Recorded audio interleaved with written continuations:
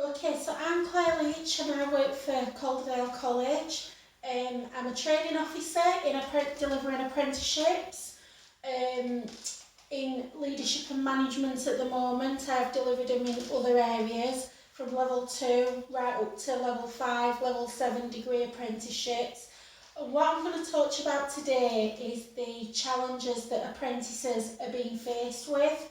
And I've sort of compared the current challenges in the current situation to what we had before when they were in the workplace as opposed to working remotely. And what I've found is the challenges themselves are not very different.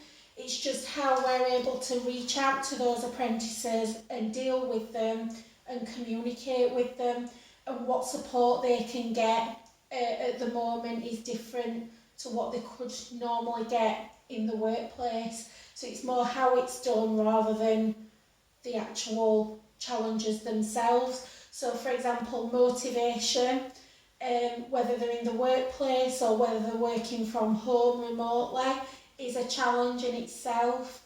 They could have performance issues or behaviour issues in the workplace, and that can also have an impact from working from home or working in the workplace with other people.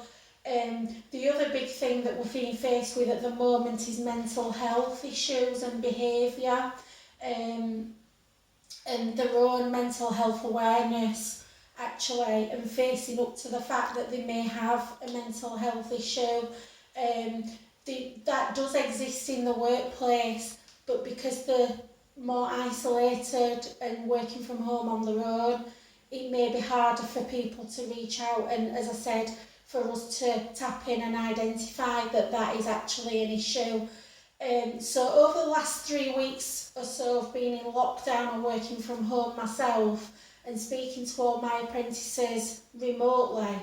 I found that the best way of identifying it is to first of all identify how to actually get hold of that apprentice and get them to communicate. So some people, if you send them an email, they just don't look at it. Some people prefer text, some people prefer MS Teams, so they need that face-to-face video contact. It's not the same as being face-to-face together, but it's probably the next best thing.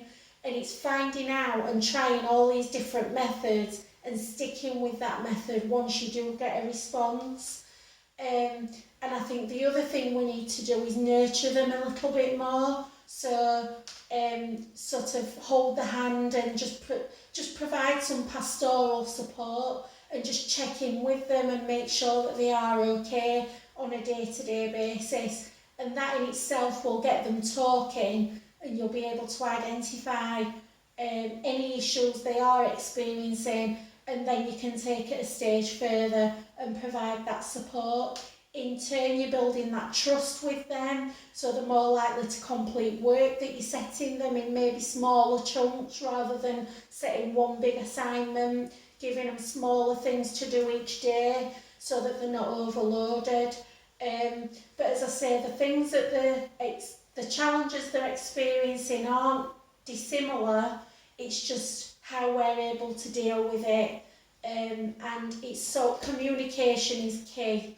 We've got to keep that communication going so that nobody feels like they've been forgotten about.